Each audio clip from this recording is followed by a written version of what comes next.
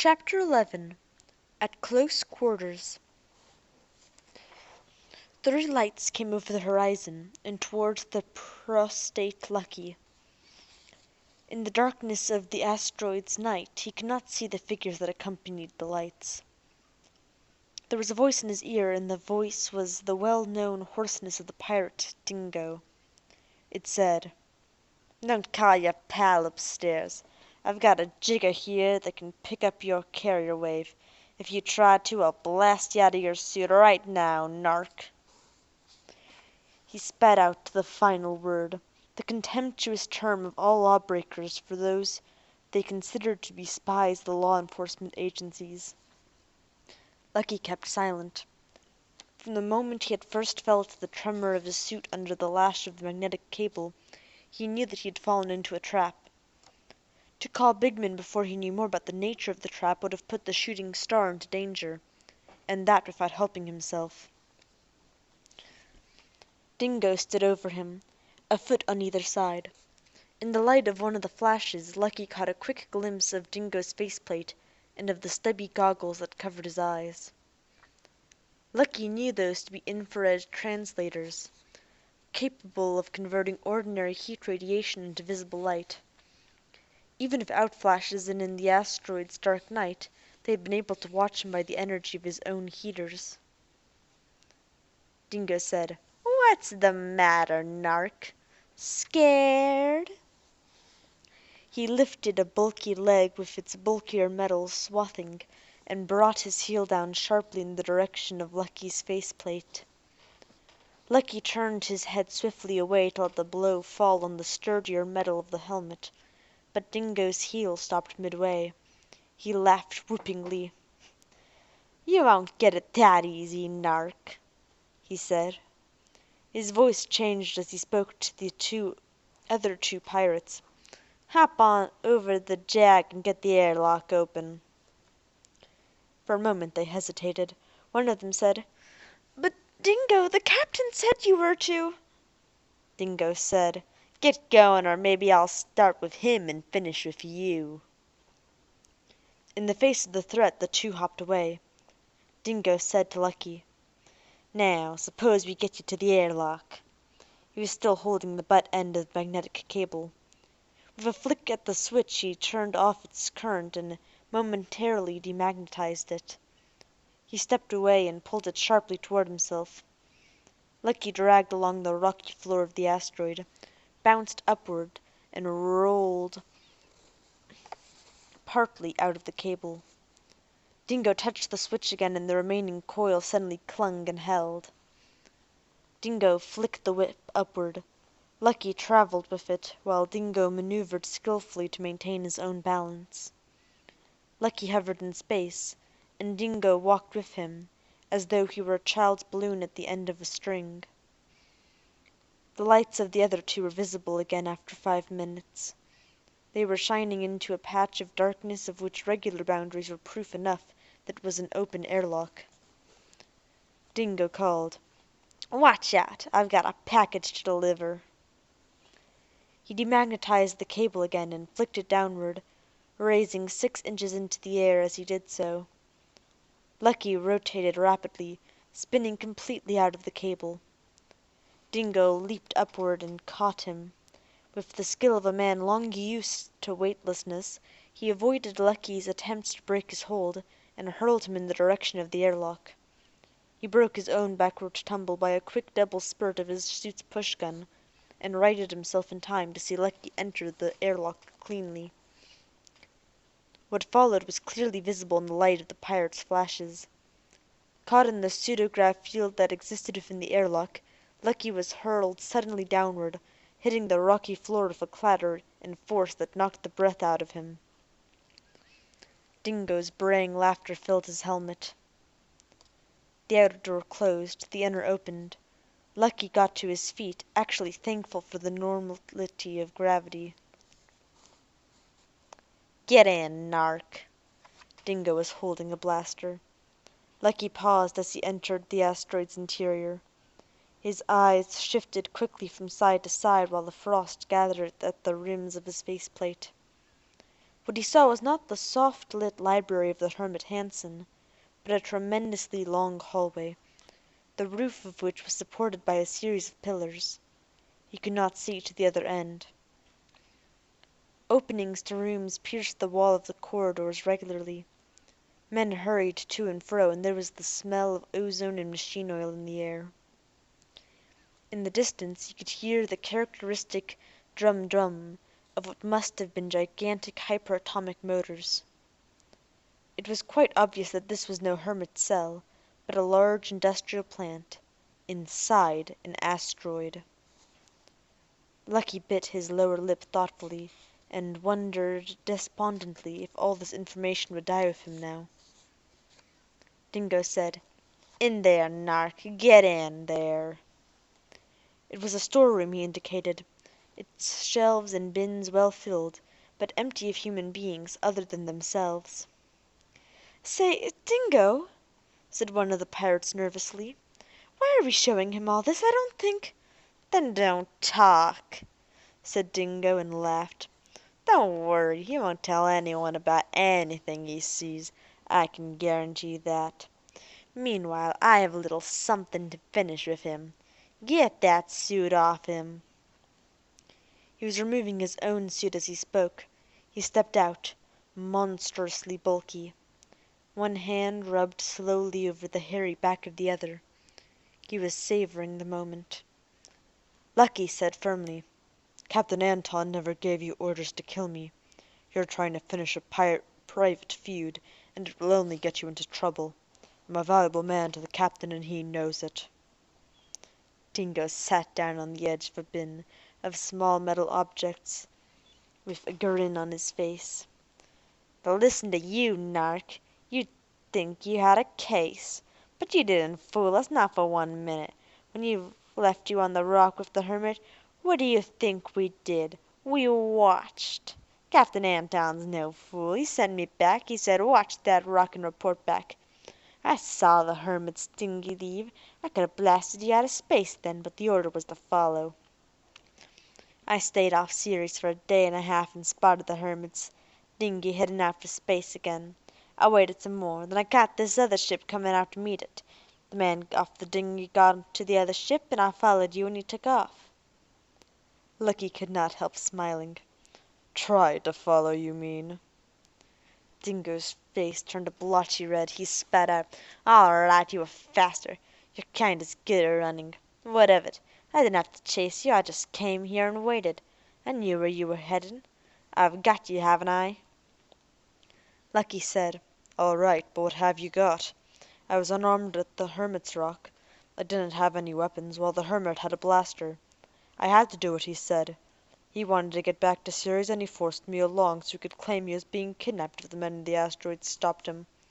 You admit yourself that I got off Ceres as fast as I could and tried to get back here." "In a nice, shiny government ship?" "I stole it. So? It just means that you've got another ship for your fleet, and a good one." Dingo looked at the other pirates. "Doesn't he throw the comet dust, though?" Lucky said, "I warn you again. The captain will take anything that happens to me out on you." "No, he won't," snarled Dingo, "because he knows who you are, and so do I. Mr. David Lucky Starr. Come on, move out into the middle of the room." Dingo rose. He said to his two companions, "Get those bins out of the way. Pull them over to one side." They looked at his staring, blood-congested face once and did as he said. Dingo's bulbously thick-set body was slightly stooped. His head sank down into his bulging shoulders, and his thick, somewhat bandy legs planted themselves firmly. The scar on his upper lip was a vivid white. He said, "There are easy ways of finishing you, and there are nice ways. I don't like a nark, and I especially don't like a nark who fouls me in a push-gun fight. So before I finish you, I'm breaking you into little pieces." Lucky, looking tall and spindly in comparison with the other, said, "Are you man enough to take care of me alone, Dingo? Or will your two friends help you?" "I don't need help, pretty boy. He laughed nastily.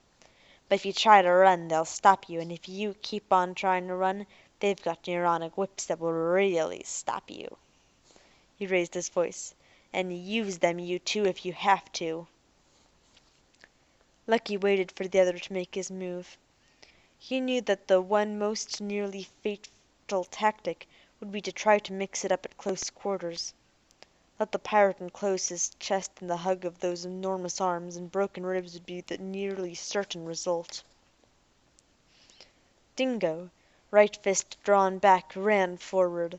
Lucky stood his ground as long as he dared, then stepped quickly to his right, seizing his opponent's extended left arm, pulling backward, taking advantage of the other's forward momentum, and caught the other's ankle against his foot. Dingo went sprawling forward and down heavily. He was up immediately, however, one cheek scraped and the little lights of madness dancing in his eyes. He thundered toward Lucky, who retired nimbly toward one of the bins lining the wall. Lucky seized the ends of the bin and swung his legs up and out. Dingo caught them in his chest, halted momentarily. Lucky whirled out of the way and was free in the center of the room again. One of the pirates called out, "Hey, Dingo, let's stop fooling around." Dingo panted, "I'll kill him, I'll kill him." But he was more cautious now. His little eyes were nearly buried in the fat and gristle that surrounded his eyes. He crept forward, watching Lucky, waiting for the moment he might strike. Lucky said, "What's the matter, Dingo? Afraid of me? You get afraid very quick for such a big talker." As Lucky expected, Dingo roared incoherently and dashed heavily and directed at him. Lucky had no trouble in evading the bull rush. The side of his hand came sharply and swiftly down on the back of Dingo's neck. Lucky had seen any number of men knocked unconscious by that particular blow. He had seen more than one killed. But Dingo merely staggered. He shook it off and turned, snarling. He walked flat-footedly toward the dancing Lucky. Lucky lashed out with his fist, which landed sharply on Dingo's scrapped cheekbone. Blood flowed, but Dingo did not so much as attempt to block the blow, nor did he blink when it landed. Lucky squirmed away and struck sharply twice more at the pirate. Dingo paid no attention. He came forward, always forward.